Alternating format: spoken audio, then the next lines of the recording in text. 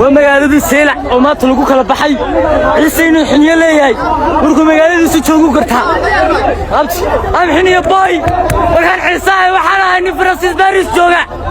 أبتي طيارنا لا يمثل ما مقولي وواقعتها kusoo dhawaada barnaamijyadeedka warka TV qodobada waaweyn waxaa qayb ka noqonaya Somaliland oo gorweed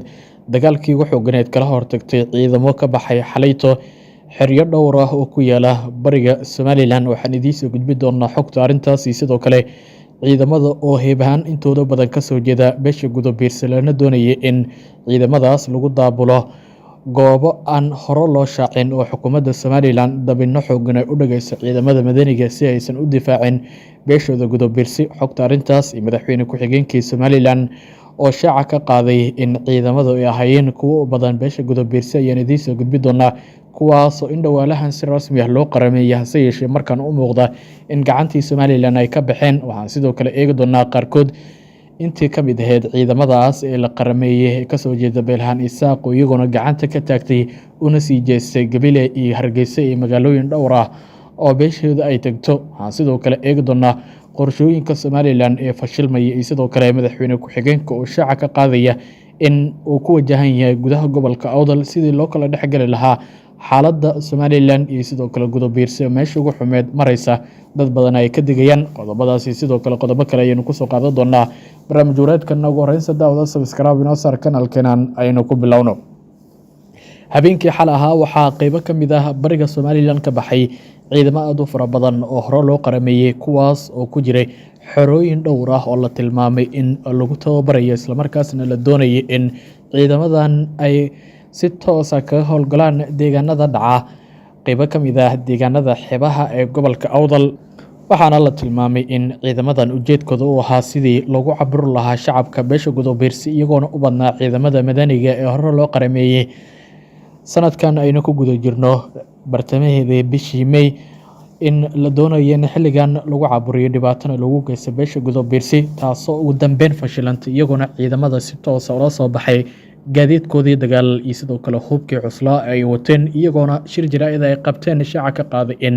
xukuumadda Somaliland markan aysan u dulqaadan karin dhibaatooyinka guud iyo sidoo kale qorshooyinka ay u maleegayso guutooyinka ka tirsan ciidamada Somaliland ee heebaan ka soo jeeda beesha gudo Beersi waxaana jirta in tallaabadii xalay marka ay qaadeen ciidankaas iyagoona sidoo kale ciidamadii kale ee haray ee heebaan ka soo jeeday beesha Isaaq in iyaguna ay u jeesteen dhankaasi sidoo kale Hargeysa iyo Gabiley iyo sidoo kale magaalada Berbera waxaana wixii xilligaas ka dambeeyay la tilmaamay in si toos ah loo raadeysanayay ciidamo dhowr ah oo rasaasi ugu xoogganeed xitaa lagu furiyay ila wareedyo kala duwan oo xilkasa waxay noo xaqiijiyeen in saakay ay si toos ah u bilaabatay dagaallo u dhaxeeyo ciidamadii soo goostay ee heebahan ka soo jeeda beesha gudo Beersi sidoo kale kuwa ka amar qaata Cabdiraxmaan Ciro oo si toos ah u soo amray in la go'doomiyo ciidamadaas oo doonayay inay gaaraan deegaanadii heebaan ay ka soo jeedeen ee magaalada Boorama ay ugu horeysay guud ahaan gobolka Awdal si lagaga difaaco ciidamada Somaliland ee dhaqdhaqaaqa ciidan ee midda siyaasadeed waday maalmihii ugu dambeysay Cabdiraxmaan Cirona la tilmaamay in isagoo ka dambeeyay dadyo fara badan waxay sheegayaan in xaaladdu ay u muuqato mid ka sii dareysa isla markaasna wajiyo kala duwan yeelanaysa sidaan xogta ku helnay 48 saac ugu dambeysay waxaa la tilmaamayaa in xaaladdu ay u muuqato mid marba marka ka dambeysay wajiyo kala duwan yeelanayso iyadoona dhinaca kale la xaqiijiyay in khasaaro uu ka dhalanayo dagaalka sida tooska kaga soconaya qaybo ka mid ah meelaha sidaasi kaga fogeen Gabiley iyo sidoo kale Hargeysa duleedkeeda oo ciidamadii ay ka soo baxayeen qaarkoodna ay ku sii wajahanayeen oo beesha Isaaq waxaana arrimaha cajiibka leh ee hadda la soo warinaya qaybka in ciidamadii heebaan ka soo jeeda beesha Isaaq iyagoo ka baxay farmo kala duwan in ilaa haddaanan weer toos ah lagu qaadin isla markaasna xukuumadda Somaliland ay si toos ah kaga meermeerayso in ay weerarto ciidamadaas hase yeeshee markan waxaa la tilmaamayaa in beesha gudo Beersi ciidamadoodu ay rasaas ay ku hoobanayaan isla markaasna dhibaatadu ay ka sii dareyso odayaal dhaqan oo ka hadlay arintaas waxay tilmaameen inaan loo dulqaadan karin waxa soconaya oo ay ku tilmaameen isirsiifeen cad iyo sidoo kale dagaal toos ah lagu soo qaaday beeshooda waxayna si cad u tilmaameen inay isdifaaci doonaan ciidamada madaniga ee hore loo qarameeyay madaxweyne ku xigeenkana isagu oo si toos ah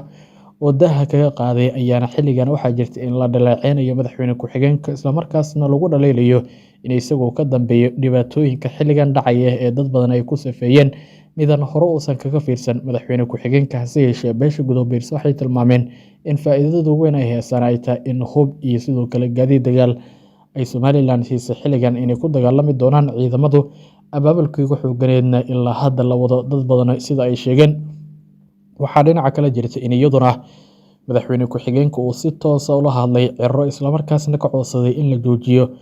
dagaaladan iyo sidoo kale furimaha kala duwan ee madaxweyne Ciro maalmihii ugu dambeysay uu furayay, taasoo ka dhan ah beesha Gudobiirsi. Wuxuuna si toos ah u tilmaamay inuu dhexgali doono Ciro iyo sidoo kale Gudobiirsi arrintooda, islamarkaasna si rasmi ah u soo aadi doono gobolka Awdal si uu kaga bilaabo wadahadal nabdoon oo lagu doonayo in lagu dhexdhexaadiyo dhinacyada halkaasi isku haya, oo uu isagu sheegay in haddii sidaan wax ku sii socdaan ay dhibaato halis badan keeni karto, islamarkaasna dad badani xitaa laga yaabo in ay galaafato dhibaatooyinkan u dhexeeya xukuumadda iyo sidoo kale Gudobiirsi. Wuxuuna madaxweyne ku-xigeenku u muuqdaa mid xilligan si toos ah ula jirsanaya beeshiisa Gudobiirsi, maadaama cadaadisyo waaweyn oo ka helaya odayaasha dhaqanka iyo sidoo kale siyaasiyiin dhowr ah. Sidoo kale iyaduna waxaa jirta in kulan dhacay xalayto aad loogu gorfeeyey khasaarihii ka dhashay weeraradii Somaliland ka yimid ee dad badan ay ku dhinteen. Xildhibaano dhowr ah oo kasoo jeeda Gudobiirsi ugu horeeya xildhibaan Abiib iyo sidoo kale xildhibaano kale ayaana ku sugnaa gudaha magaalada Boorama maalmihii ugu dambeysay, iyagoona xalay soo xiray shir guud oo u dhexeeya iyaga iyo sidoo kale dhaqaatiirta oo ka warbixinaya dhacdooyinkan iyo sidoo kale dhibaatooyinka ka dhacay gudaha magaalada Boorama ee dadka lagu dhibaateynaya xitaa isbitaalada lagu galaya. Waxayna si toos ah isbitaalada u sheegeen dhaqaatiirta ka howlgalaya xildhibaanada iyo siyaasiyiintaba in beesha Gudobiirsi aad loogu xasuuqay dagaaladii dhacay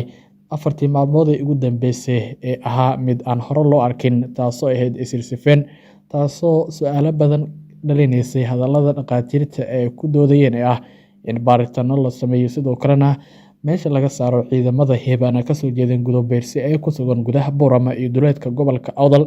taasoo la tilmaamay in xitaa shaki ay gelin karto in dadkaasi ay weli u hamuun qabaan dhibaatada iyo sidoo kale daadinta dhiigga shacabka Gudobiirsi, iyadoona degdeg loo faray in ciidamadaas ugu horreyn laga bixiyo, maadaama xalka dhaqaatiirtu ay sheegeen inay tahay arrintaas oo keliya, islamarkaasna loo baahan yahay in xukuumadda Somaliland Ciro ay si toos ah kaga jawaabto dhibaatooyinka kala duwan ee shacabka loo geysanaya maalmihii ugu dambeysay, taasoo ay soo taraysay islamarkaasna wajiyo kala duwan yeelanaysay sida aynu xogta ku helnay. Waxaa iyaduna jirta in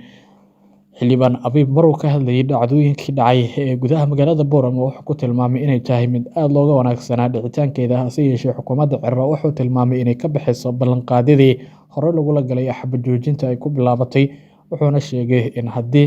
24 saac gudahood lagaga soo jawaabi doono baaqooda Gudobiirsi in iyagu tallaabo cad ay qaadi doonaan. Waxayna xildhibaanku u muuqataa in isagu laftiisa uu si toos ah ugu biiray dagaalada Gudobiirsi sidoo kale xukuumadda Ciro, isagoona horey markuu dagaaladan bilaabmo shaaca ka qaaday in Ciro iyo sidoo kale xisbigiisii oo ka baxay, taasoo u muuqato in meesha uu ka laalayay siyaasadda Ciro ee taageerada u hayay